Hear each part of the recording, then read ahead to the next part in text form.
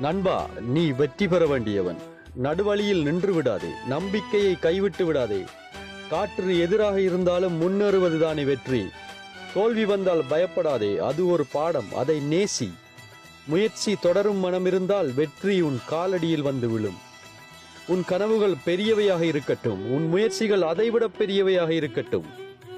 காலம் தாழ்த்தினாலும் கவலைப்படாதே, உன் நேரம் வரும், வெற்றி உனதே.